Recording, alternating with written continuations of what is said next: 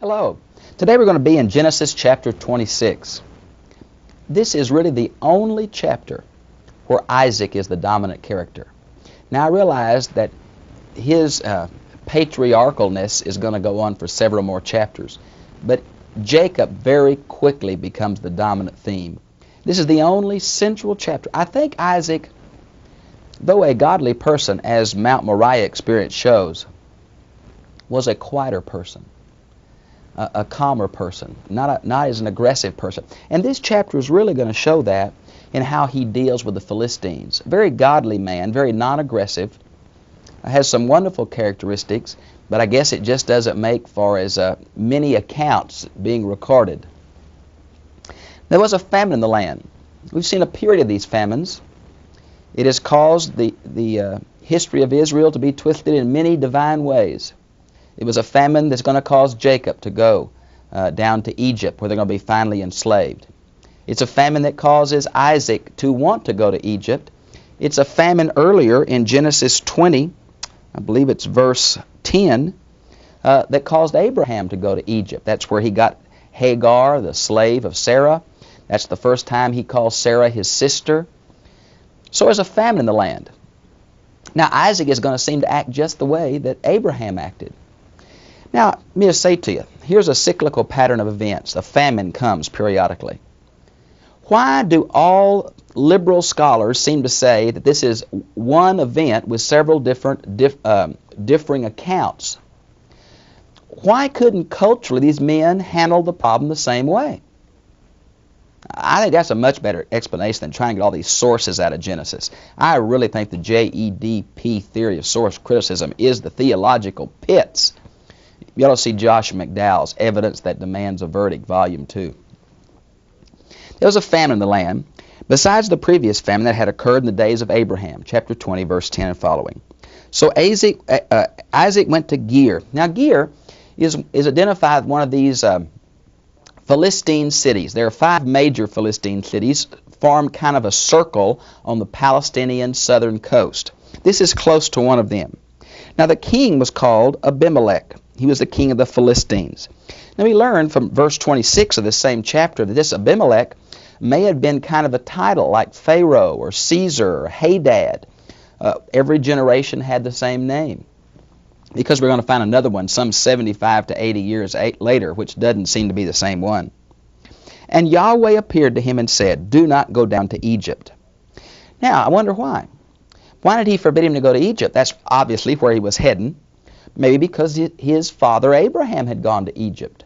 Maybe because that's where the grain was. But God said, "No, Isaac, you stay here and you trust me. In the midst of this famine, you trust me." And boy, Isaac did it. So God's testing Isaac the same way he's tested Abraham. Now, stay here in the land which I will give you. It's part of the promised land, of course. Sojourn in this land, and I will be with you and bless you.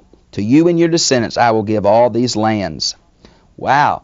Not only does he say stay, but this tremendous promise that I'll be with you is the promise he made with Abraham earlier. He's going to make with Jacob later in chapter 28. What greater blessing could there be than the eternal Creator God saying, "I'll be with you wherever you go. If you trust me, I'll bless you, because I'm going to do something with your family." Ooh, boy. Now, we're getting in here to this, "I will establish the oath which I swore to your father Abraham." Now we're getting into the covenant, the promise, the line of the Messiah. This covenant was introduced or reconfirmed several times during the life of Abraham. Chapter 12, chapter 15, chapter 17, chapter 22. And now it's here reaffirmed to his son, Isaac. In verse 4, it tells us something about this covenant. "I will multiply your descendants as the stars of heaven." Now, sometimes God calls the descendants stars, sometimes the dust of the earth, sometimes the sand of the sea, but it's metaphors for large family. Now, do you think for a man whose wife is barren that this is some kind of promise? That they've been trying to have children, for 20-something years, and finally they have a boy? This is only one boy? God, can you make me that big a family? Yeah. "And I will give your descendants the lands." Now, it's really interesting to me that the Abrahamic covenant emphasizes two things: the land and the seed. The Old Testament really majors on the concept of the land. It's a very important thing. The inheritance rights are crucial. The New Testament seems to focus on the seed. Now, and by your descendants, all the nations of the earth shall be blessed. Now, this really should probably be translated, shall bless themselves. This promise of the universal significance of this family, and I really think the reason that God chose Abraham was to choose a nation as a kingdom of priests, Exodus 19, 5 and 6, to choose a world. God's heart has always been for His entire creation. He was going to do it through the Messiah, through the seed of a family, a group He'll specially relate to and reveal His will to. But this universal implication is put in two grammatical forms. In this particular verse, it's the Hebrew form called the hithpael. And basically that is a reflexive form, or if you're familiar with the Greek language, it's a middle form. They're going to bless themselves through what God's doing to these people. Now that's exactly what Abimelech's going to do. He's going to say, I know God's blessing you and I want to be a part of this just by making friends with you. The world's going to see the blessing of God and want to be a part. That's the reflexive idea. It's here in Genesis 26. It's also in Genesis 22, 16 through 18. I think that's very important. But the other numerous times this promise is given in the very same words, it's in a nithal stem. Now nithal seems to be the basic passive idea. Through all the families of the earth, you will be blessed through you. Now that occurs in Genesis 12:3, Genesis 18:18, Genesis 28:14, in the New Testament, Acts 3:25, Galatians 3:8. Now, of course, the New Testament seems to be a reflection of a quote from the Greek translation we call the Septuagint. Now, in the Septuagint, there is no distinction made in the Greek translation between the nithal and the hithpael. And so, I don't know if we can make it. They're not that big a deal anyway. One, the nations are going to be blessed. One, they're going to bless themselves. But what blesses me is, here is the universal heart of God. Even so early in the book of Genesis, God loves all men. Oh, I want to tell you, Ezekiel 18:32, 1 Timothy 2:4, 2 Peter 3:9, John 3:16 are important verses to me about the universal love of God. And Abraham obeyed me. And this goes back to Genesis 15:6, that very important passage that Abraham, though in a faulty way, believed God was going to give him a child. And though he giggles in chapter 17 or 16, I forgot which it is, and though he tries with Abraham's handmaid Hagar, Abraham's belief in God was counted to him as righteousness. And on the basis of Abraham, God's going to act faithfully toward the children of men. Now, because Abraham obeyed me and kept my charge, my commandments, and my statutes and my laws. This is the first time the word Torah, later to be used for all the writings of Moses, which means teachings or law, is used. So Isaac lived at Gerar, and of course he obeyed God, lived there. When the men of the place asked about his wife, he said, "She is my sister." Oh, Isaac, you did exactly what your dad did. Maybe that's the way we pass our sins on to our kids. They learn the things we do and emulate it. So that happened back in 2012. Now, it's true of Abraham that Sarah was his half-sister. Rebekah is not Isaac's half-sister. You say, was Isaac lying? Well, from these newsy tablets that I've mentioned to you so much, which describe the Hurrian culture, there is some evidence of when a man married, he would adopt his wife. And in that sense, they'd become brother and sister as another way of affirming their commitment to each other. Maybe that happened to Isaac and Rebekah. I'm just not sure. But he's going to say, "She is my sister." Abraham did it twice. Genesis 12:13, Genesis 20, verses 2 and 12. Isaac's going to do it once. I think it is 3 separate accounts, not one account mixed up over and over. the men of the place might kill me on account of Rebekah, for she is beautiful. Obviously, Sarah was a beautiful lady. Obviously, Rebekah is a beautiful lady. Beautiful but barren, both of them. And it came about, when they'd been there a long time, that Abimelech, the king of the Philistines, looked out through a window. I want to tell you, more kings get in trouble looking over their balconies. That's what happened to David. And saw, and behold, Isaac was caressing his wife Rebekah. Well, what is this word? They making love? I don't know. The word here is used in Exodus 32:6 about the golden calf experience, where it seems to imply an orgy took place. But it's also the same Hebrew root as the name for Isaac, which means laughter. Maybe he was just playing around with Rebekah. Fondling her is the way some translations have it. You might want to see this play on the name Isaac in Genesis 17, 19, 18, 12, and 21, 6, and 9. Well, he was horsing around with his wife, and the king knew you don't horse like that with your sister. He got the idea anyway. And you say, well, how'd that king look? What was he doing, just in the backyard or something?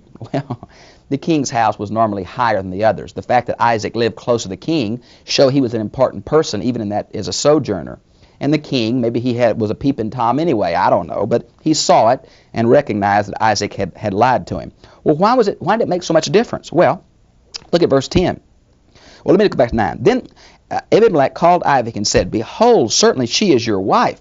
How then did you say she is my sister? And Isaac said to him, because I said, lest I die on account of her. He admits he was afraid. I bet there was tradition in Abimelech's family about what happened to his daddy and this guy's daddy, Abraham and Sarah. Maybe he knew it as a tradition. He's going to fuss at Isaac here and say that was inappropriate. I want to tell you, Abimelech comes across a lot more noble than Abraham does earlier, too. So maybe they had some sense of morality, which they obviously did. And he's going to kind of fuss at Isaac. So Abimelech charged all the people and said, he who touches this man or his wife shall be surely put to death. Now that seems like an overstatement to me. Either Isaac was a very important person, or already they recognized the hand of God on Isaac's life. You might want to see verse 28 where it admits that. Now Isaac sowed in that land. Abraham is never said to sow. This is something new. They're becoming semi-nomadic. They're becoming settled, and reap the same 100-fold. That's a good crop. There have been some evidences for that in history, so it's not totally out of the realm of possibility, but it is a supernatural blessing, probably linked only to Isaac's field. And the Lord blessed him. Now, of course, in Deuteronomy 27 and 28, agricultural blessing is going to be linked to covenant fidelity. And that's the idea that's being born right here. And the man became rich and continued to grow rich until he became very wealthy. For he had possessions of flocks and herds and a great household. It's still nomadic wealth. So the Philistines envied him, and all the wells which his father's servants had dug in the days of Abraham, his father, the Philistines, stopped up by filling them with dirt. Now, what's the deal here? Well, remember how the Egyptians finally put the Hebrews under this taskmasters because the Hebrews grew so much, the Egyptians during the Exodus period became afraid of them? The same thing is happening here. Now, I think this is obviously related to that Hithbael stem used earlier in this chapter, that the people are going to see the blessings of God uniquely on these people in the way they're growing and their wealth is growing. And they're going to envy that and want that. They may fear it at first like the Egyptians, but they also envy it. Well, how do you get blessed like that? Well, it's because of their God. Their God like that. Now, is God just saying, I'll bless you and you come to know me? No, I think that would be what Jesus was tempted about, just feeding them. It's not just blessing that God gives, but it's a way that God confirmed that He is the only true God in the face of other deities that are supposedly fertility gods and the like. Now, this by stopping up the wells, the Philistines showed an aggressive act. Now, they stopped the wells up because a man with a lot of herds, if there's no water, has to move to where there is water. They knew Isaac was a nomadic person. That's why he lived in tents originally and stuff and had these herds. It was a way of subtly but not so suddenly saying, friend, it's time for you to move. And Isaac's going to do it. Then Abimelech said to Isaac, go away from us, for you are too powerful for us. And apparently Isaac, knowing he was more powerful, could have beat the hound out of him and took over the city. He just moved away. Notice where it says, "And Isaac departed from there and camped in the valley of Gear and settled there." He moved far enough away to get some other wells away from the city. He was going to settle there. And Isaac again dug wells of water, which had been dug in the days of his father Abraham. For the Philistines had stopped them up. He undug the wells they had filled up earlier. And he gave them surnames which his father had given them. He's going to give them the same names Abraham called them, probably as a way of recognizing that God was still involved with him like he was with Abraham. You say, well, how do wells connect with God's blessing? Friends, in desert communities, water is a blessing from God, especially those who have flocks and herds. It's a necessity. So the wells kind of have faith in their names, okay? But when Isaac's servants dug in the valley and found there a well of flowing water, that means a live well, not when you have to dip out, but it bubbled out, the herdsman of Gear quarreled with the herdsman of Isaac, saying, "The water is ours." So he named the well, and the Hebrew name here is the word for contention, because they contended with him. Now, he was obviously stronger than these other shepherds. They felt they had some land rights, that the water was theirs because it was on their land, not because they dug the well. And Isaac seems to say, okay, that's all right. I hear what you're saying. He moved a little further. He could have won a battle, but he moved a little further. Shows the gentleness of the man. Okay. Then he dug another well, and they quarreled over it too. And he named this one Enmity. Now the fighting must have been worse. They were really fighting over this well. Isaac could have put the bite on them. He was stronger and bigger, but he didn't. He moved on further away. He realized that God was with him. He didn't have to show his power. It shows the kind of character of this man, a very godly man. And he moved away from there and dug another well, and they did not quarrel over it. It was far enough away. So he named it, and the name here is going to be Broad Places. Now, to Hebrew people, broad places is a sign of a gift of God. It's a sign of freedom and happiness and joy, different from being cooped up. So this is going to be a faith name that means that the Lord, and look at the next phrase, "At last the Lord has made room for us, and we shall be fruitful in this land." God told him not to go to Egypt. He stayed to the famine. He found water, but people took it away. He found other water, but people took it away. It was his daddy's wells, but he still let them have them. And he got to a place where he wasn't bothering anybody. God blessed him with more water. And there, God's going to bless him even more than he ever had before, to show that he was pleased with the test that Isaac had seemingly passed here. Then he went up there to Beersheba. And the Lord appeared to him the same night and said, "I am the God of your father. I am the Elohim." Now, I am is very close to the name Yahweh. I'm going to see Exodus 3:14. Elohim is the rabbis say it means God in his power. God is creator. Yahweh is more God in his mercy, God in his covenant. "I am the Elohim of your father Abraham. Do not fear, for I am with you." Same kind of thing that he told Abraham not to fear. Apparently just the presence of deity causes men to tremble, as it will later in Jacob's life at Bethel. "I will bless you. I will multiply your descendants for the sake of my servant Abraham." This is exactly a recapitulation of the covenant mentioned in verse 5, this very chapter. So he built an altar there, and he called upon the name of the Lord. Now, he's going to build an altar. He's going to call Yahweh. Now, we learn later on, Exodus 3 and Exodus 6, the patriarchs called God El Shaddai, Exodus 6:2, not Yahweh. And here it says he called the name of Yahweh. Well, I think what it's saying is, it's not a contradiction, they called on the covenant God. And though they may even have used the term Yahweh infrequently, their main term was El Shaddai, God Almighty. And they didn't know the full implications of Yahweh until God revealed himself to Moses. I think that's the way it should go. He pitched his tent there. He's a full nomad again. And there Isaac's servants dug a well. Now, this digging a well was a sign of faith. It showed permanency. It was trusting in God to provide water for his flocks. It was a sense of divine blessing. Verse 26. "Then Abimelech came to him from Gerar with his advisor." Now, this advisor's name is the only thing different back from chapter 20, verse 10 and following, or 12 and following, where Abimelech deals with Abraham.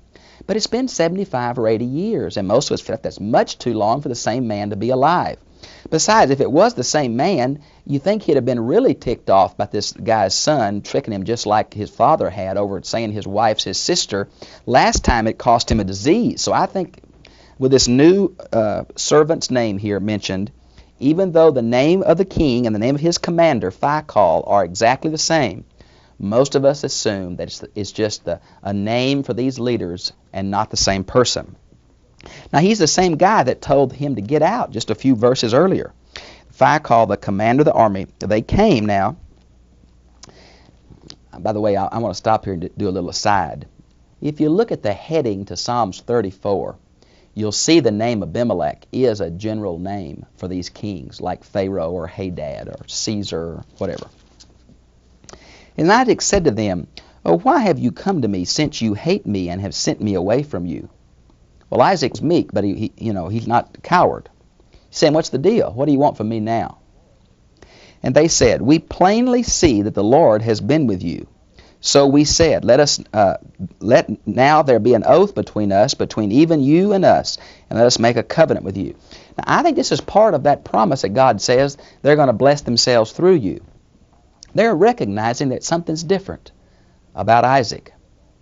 I think that's the way God deals with people who are lost. They don't always are going to read a Bible and not always going to go to church, but they're going to sense need in their own life, and they're going to see things in believers' lives. That's why it's so important that we live an attractive Christian life. That's where things like our home life is so important. The way our kids act are so important. The way we worship, the way we have joy. God's going to use that. He'll attract people to himself through the quality of our lives. But oh, God help us, sometimes our lives aren't too attractive. You say, "Bob, does this mean that God's going to make us all wealthy?"